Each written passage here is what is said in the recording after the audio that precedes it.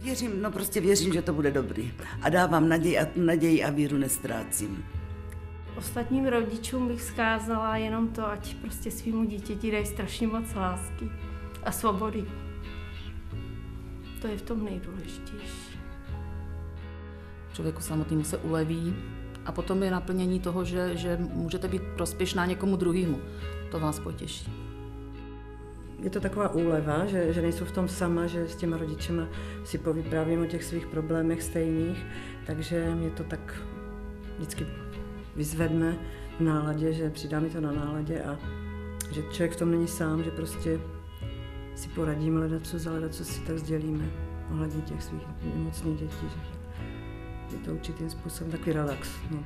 Myslím si, že je skutečně potřeba se setkávat s těmi lidmi, kteří mají stejné problémy, protože dochází k výměně zkušeností a je to určitá taková relaxace oproti tomu životu v rodině.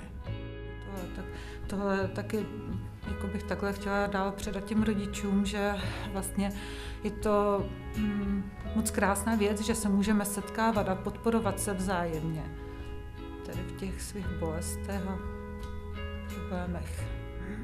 I všechny ostatní lidi, kteří jsou vlastně úžasní a jako to, že si předáváme ty zkušenosti, tak vlastně mě to i nabíjí, pomáhá mi to v tom překonávat ty naše překážky, že jo, a i ta reakce těch lidí, kteří vlastně jakoby mě děkujou za to, že teda se u nás mohli veřejně projevit, že jo, protože ta nemoc s sebou nese to stigma a nemůžou o tom všude mluvit a u nás prostě můžou, všichni víme, že jo, o čem mluví, tak pak ty díky jejich a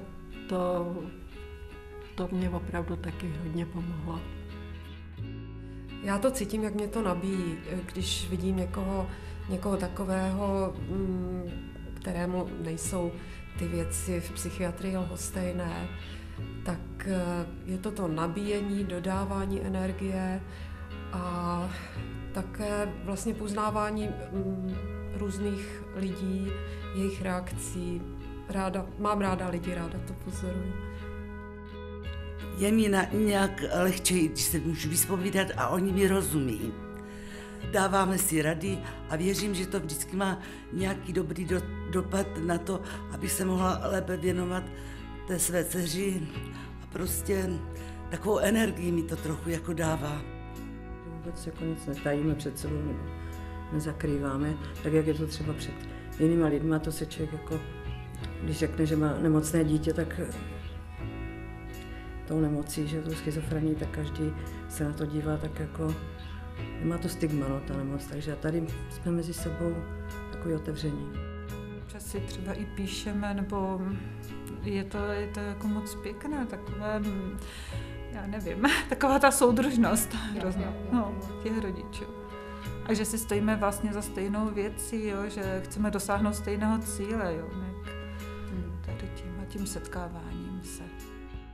Už to, že ty lidi tam třeba přijdou a jenom poslouchají a postupně, jak slyšejí ty příběhy těch jiných lidí, tak se začínají otevírat a začínají sami být sdílný jako a strašně jim to pomáhá, protože vlastně konečně někdo ví, jakými prošli prostě problémy a jak my jsme to zvládli třeba, tak jim to pomáhá velice taky.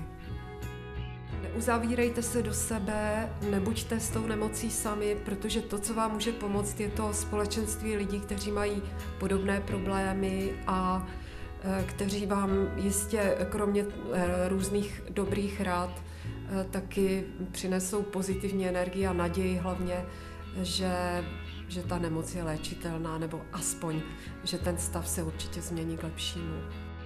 Přijďte mezi nás a určitě u nás vždycky dostanete prostě slovo, určitě vás vyslechneme a můžete si popovídat o svých problémech.